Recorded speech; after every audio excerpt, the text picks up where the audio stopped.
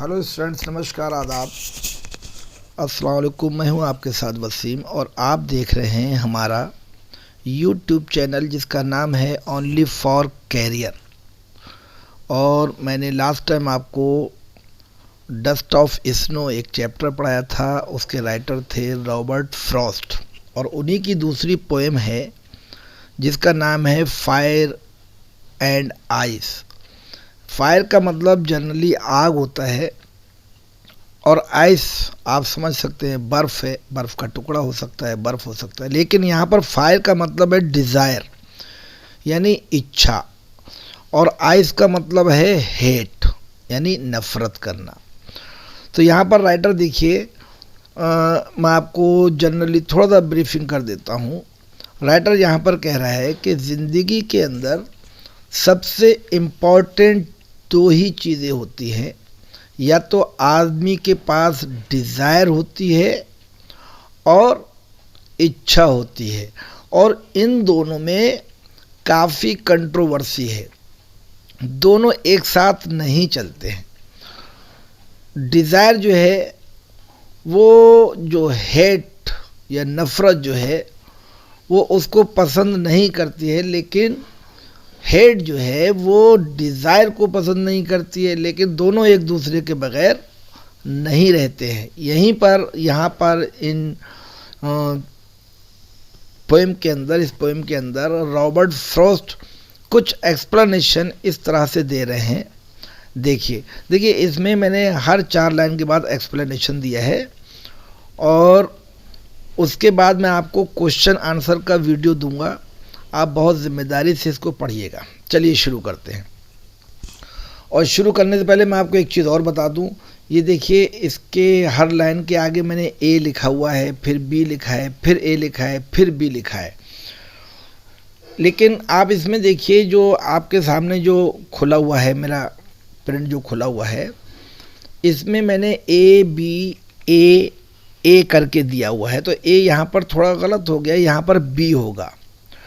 तो ये मैं इसलिए आपको बता रहा हूँ कि इस तरह से जो शायरी वगैरह जो लोग करते हैं, उनकी लाइन का जो लास्ट वाला वर्ड होता है और फिर सेकेंड थर्ड लाइन का जो वर्ड होता है, उसकी जो राइम्स है ना, उसका जो टोन है बोलने का, वो मिलता जुलता होता है। जैसे यहाँ पर लिखा है, पहली लाइन के लास्ट में वर्ड आ रहा है फायर, और थर्ड लाइन की लास्ट में वर्ड आ रहा है डिज़ायर। तो फायर और डिज़ायर दोनों का टोन जो है मिलता जुलता है, इसलिए हमने इसका नाम दिया है ए। और सेकेंड लाइन और फोर्थ लाइन में देखिए, लास्ट का वर्ड आ रहा है आइस,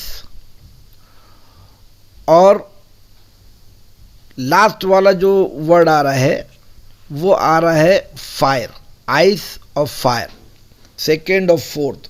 इनका जो है टोन वो मिलता जुलता है, इसलिए हमने इसको किया है ए बी के उसमें हमने इसको बांटा हुआ है। चलिए अब पढ़ते हैं चैप्टर अपना। Some say the world will end in fire, some say in ice, from what I have tasted of desire I hold with those who favour fire. दो तरह के लोग इस दुनिया के अंदर हैं। कुछ लोग ये कहते हैं कि इस दुनिया का जो एंड होगा, यानी क़यामत होगी या प्रलय जो होगा, उसका रीज़न फायर होगा। यानी लोगों के अंदर चाहत, डिज़ायर, वो इतना कुछ चाहेंगे जो उनको नहीं चाहना चाहिए। और कुछ मानते हैं कि ऐसा नहीं है, ये दुनिया का जो एंड है वो नफ़रत के बेस पे होगा।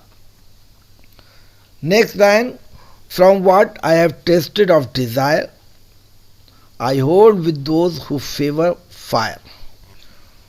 From what I have tasted of desire, हम लोग ये मानते हैं कि अगर कोई चीज़ आपके पास में है तो लोग उसके एंटी भी होना शुरू हो जाते हैं।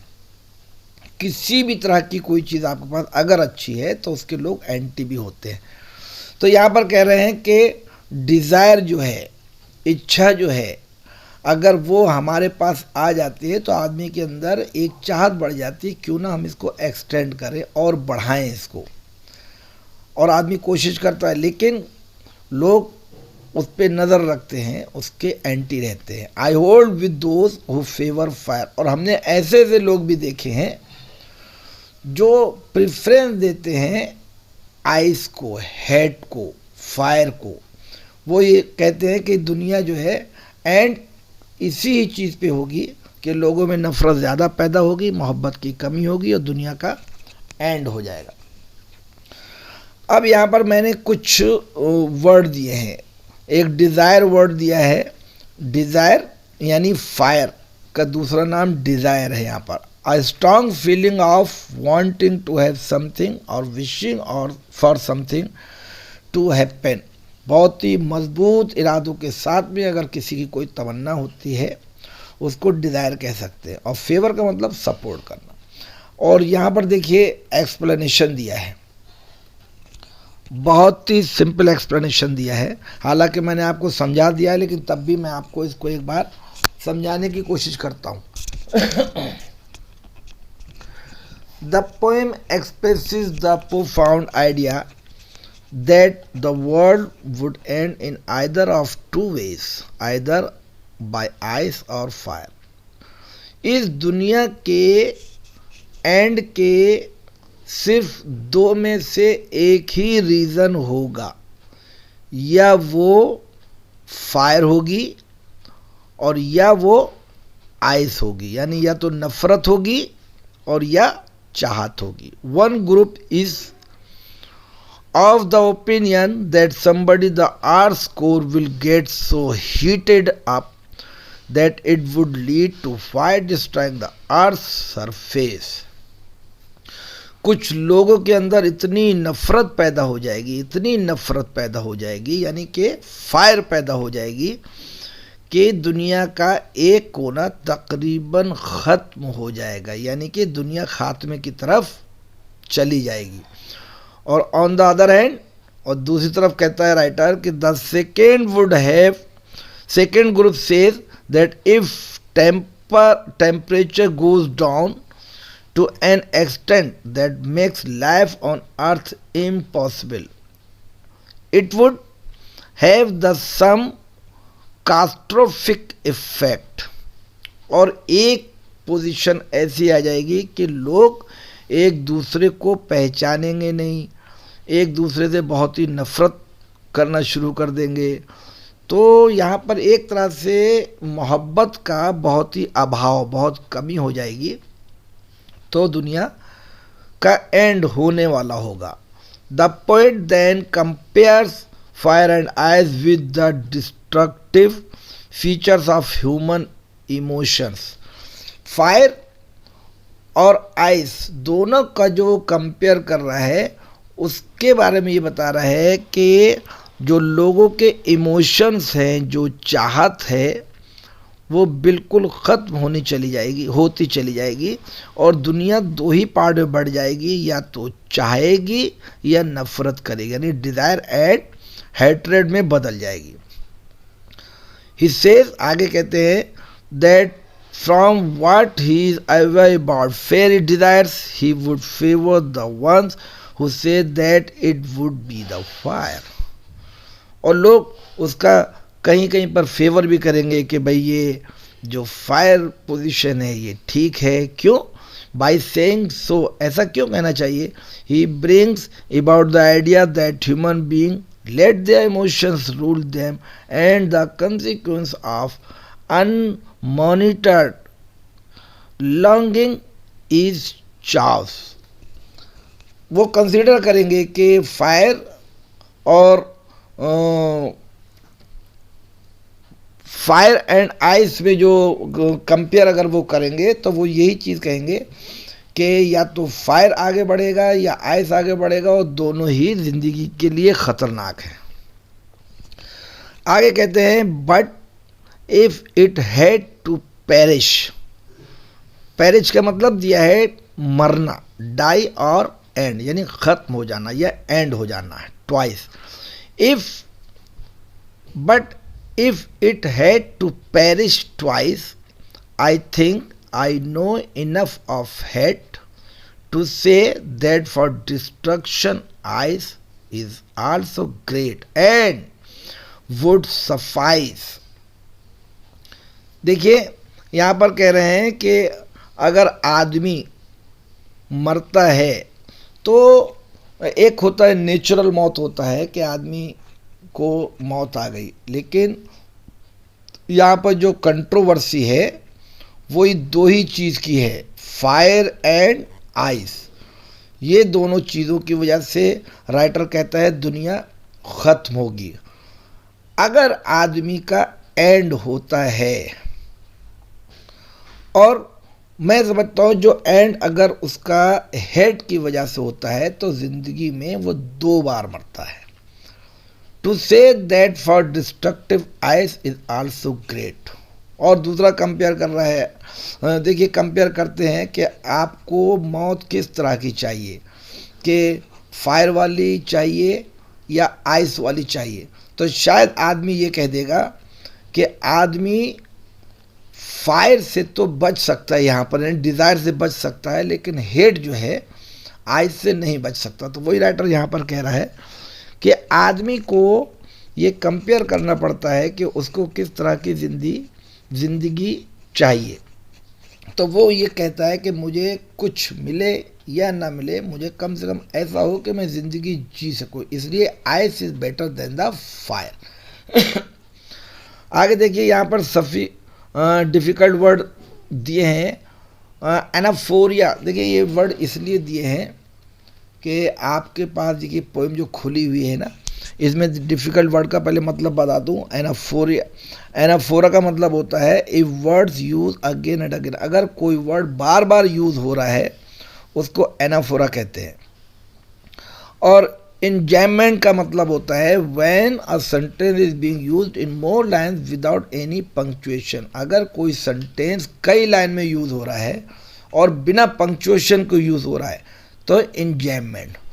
और एसोनेंस का मतलब होता है if character is use again and again in a line. एक लाइन के अंदर एक करेक्टर कई बार यूज़ हो रहा है तो वो एसोनेंस। अब देखिए यहाँ पर देखिए, पहले मैं आपको बता रहा हूँ एनाफोरा। एनाफोरा क्या होता है, यहाँ देखिए पहली लाइन में आप देखें, but it had to perish I think. दूसरी लाइन में देखिए, I think I know enough of hate. आई यहाँ पर वर्ड 2 बार यूज हुआ है, आई थिंक और आई नो, तो इसको आप कह सकते हैं एनाफोरा, राइट।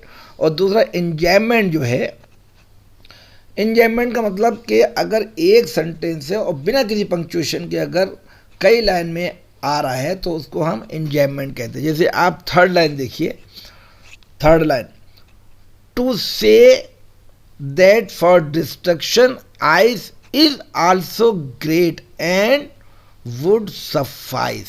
ये पूरा एक सेंटेंस है लेकिन 3 लाइन में इसको दिया गया है तो इस वजह से ये इंजॉयमेंट होगा।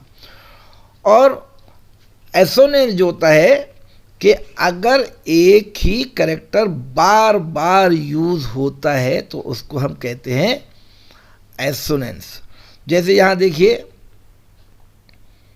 करेक्टर ये to say that for destructive ice is also, to say देखिए टू का टी हो गया और डिस्ट्रक्टिव में भी टी आया है, दैट में भी टी आया है, तो ये आपका जो वर्ड होगा, ये जो करेक्टर जहाँ पर कई बार यूज़ हो रहा है और एक ही लाइन में, इसको हम एसोनेंस कहते हैं, राइट। अब नीचे आ जाइए, इसका एक्सप्लेनेशन देखिए यहाँ पर दिया हुआ है। एक्सप्लेनेशन में कहते हैं then by not waiving off the first opinion of fire he considered if the world has to expire twice as would be equally competent in ending it। दुनिया अगर 2 बार ध्वस्त होती है, 2 बार ख़त्म होती है, तो मैं कंसीडर करता हूँ कि कम से कम आइस हमें सेलेक्ट करना चाहिए, क्योंकि आइस में कहीं ना कहीं एक कॉर्नर बचता है जिससे हम ज़िंदगी जी सकते हैं। ही ब्रिंग्स, एक्सप्लेनेशन बता रहा हूँ, he brings about A contrast between ice and hatred. बहुत बड़ा कॉन्ट्रास्ट है आइस एंड हेट्रेड के अंदर। The human capability of insensitivity and hatred has the potential for inner destruction. दोनों के अंदर काफ़ी इनर डिस्ट्रक्शन है। दाउ स्लो एंड स्टडी, हल्के हल्के ये दोनों चीज़ें काम करती हैं। It has the same effect that desire has on us, और दोनों का असर तकरीबन एक सा ही होता है। ज़िंदगी ये भी ख़त्म करती है और ज़िंदगी वो भी ख़त्म करती है। So if given an option between fire and ice, ice would be just as good as fire to destroy the world. और अगर हमें ये ऑप्शन मिलता है कि दोनों में से आपको किसको चुनना है, तो मैं आइस के ऊपर जाना पसंद करूँगा, क्योंकि फायर जो है ये दुनिया को खा जाती है और आइस जो है वो दुनिया को नहीं खा पाती, उसमें एक आदमी को वो खाती है। तो ये था हमारा एक्सप्लेनेशन इस पोएम का। आपको कैसा लगा? अच्छा अगर लगा है तो प्लीज़ आप मुझे लाइक करना, कमेंट्स करना और शेयर करना बिल्कुल मत भूलिएगा। और साथ में अब इसमें देखिए, मैं आपको एक चीज़ और मिस कर गया, इसमें समरी भी दी हुई है। Summary of fire and ice written by Robert Frost, ये समरी है। और समरी में आपको जनरली बता दूं, Robert Frost poem fire and ice is a strong symbolic poem where fire is used as the emotion of desire and ice that of hatred। यहाँ पर इस पोएम के अंदर रॉबर्ट फ्रॉस्ट ने क्या बताना चाहा है? उन्होंने कहा है कि यहाँ पर फायर जो है डिज़ायर है, और जो नाम दिया है फायर जो है वो डिज़ायर, और आइस जो है हेट की जगह पर काम करती है। He has used an idea of two groups who have their own possible explanation for the end of the world। उन्होंने हर तरह का एक्सप्लेनेशन दिया है कि ज़िंदगी कैसे हमारी ख़त्म होगी, दुनिया कैसे ख़त्म होगी और हमें क्या करना चाहिए। One is of the opinion that fire alone, कुछ लोग मानते हैं कि can destroy each and every possibility of life on earth, while the other think that if ice as a result of extreme low temperature would cover the earth's surface, it would lead to the end of the world। यहाँ पर फिर compare हो रहा है fire and ice का। तो कहते हैं कि फायर जो है वो पूरी तरह से दुनिया को खा जाएगा। फायर बहुत ही डेंजर है, हालांकि डेंजर जो है फायर भी है और आइस भी है, क्योंकि डिज़ायर और हेट ये दोनों चीज़ें अलग अलग है, लेकिन ख़तरनाक दोनों के काम हैं। इनका डायरेक्ट असर ह्यूमन बीइंग के ऊपर ही पड़ता है। Both the components are compared with self destructing human emotions, desires and hatred. Desire and hatred दोनों एक ही थाली के चट्टे बट्टे हैं। The poet is originally of the opinion that he has been very closely associated with the fire desire and considers it's capable of bringing human being on the verge of destruction। Human being के लिए दोनों चीज़ें बहुत ही ख़तरनाक है और इससे ज़िंदगी ख़त्म हो जाती है, आदमी बहुत दूर चला जाता है। जबकि 10 ही consider fire as more competent for destruction. Fire जो है वो मोर कॉम्पिटेंट होती है डिस्ट्रक्शन के लिए। But then it think that, उसके बाद ये भी सोचते हैं, आइज हेट्रेड, आइज यानी नफरत होती है, is just as capable of ruining human slowly and steadily. ये जो चीज़ होती है ये हल्के हल्के एंट्री देती है और नफरत पैदा करती है, लेकिन फायर बहुत ख़तरनाक होती है। Therefore if earth was to end twice, ice would be just as good as fire.